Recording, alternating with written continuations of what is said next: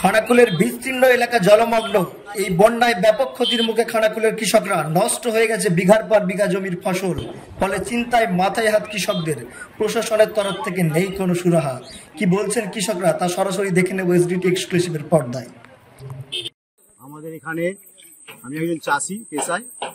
এখানে বিঘের পর বিঘে জমি জলে ডুবে নষ্ট হয়ে গেছে। তার জন্য কোনো সরকারি কোনো অনুদান আসেনি বা কোনো বড় নেতারাও কেউ আসেনি, এবং এখানে কোনো প্রশাসনকে জানিয়েও কোনো আমাদের এখানে সুরাহা হয়নি।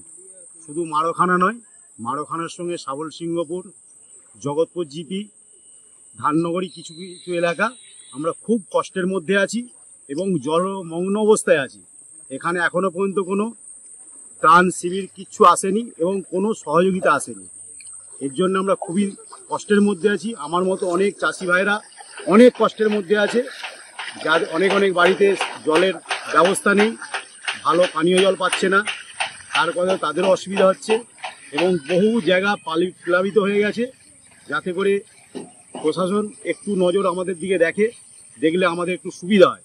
আমাদের যে অনেক চাষের জমি নষ্ট হয়ে গেল বা ক্ষেত খামার আমরা কিছু করতে পারছি না, যাতায়াতের যোগাযোগ ব্যবস্থা বিচ্ছিন্ন, তার ফলে খুব কষ্টের মধ্যে আছে। এবং তার মধ্যেও যারা ব্যবসাদার দোকানদার তারাও খুব কষ্টের মধ্যে আছে।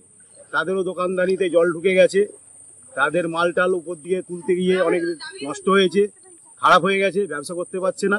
পঞ্চায়েত বা পঞ্চায়েত সমিতির তরফ থেকে এখন পর্যন্ত কোনো তিরপল বা ত্রাণ সামগ্রী আসেনি আপনাদের জিপিতে এখনো? না, এখনো কিছুই আসেনি এখন।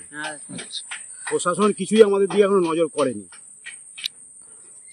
আপনাদের এখানে জলের খাবার অসুবিধা হচ্ছে? হ্যাঁ, পানীয় জলের অসুবিধা হচ্ছে।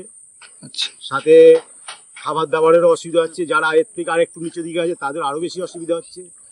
প্রশাসনের উদ্দেশ্যে কি বলবেন? প্রশাসনকে এইটুকুই বলবো যে আপনারা খালি উপর দিকটা দেখবেন না, একটু এই গরিব মানুষদের দিকে একটু দেখুন। নিচের এই খানাকুলের মানুষদের দিকে একটু, মারোখানা পঞ্চায়েত, জগৎপুর পঞ্চায়েতের দিকেও একটু দেখুন, যাতে করে আমরাও সুষ্ঠুভাবে থাকতে পারি। ধন্যবাদ আপনাকে। আপনার নাম? আমার নাম জাহের মল্লিক, মারোখানা জিপি।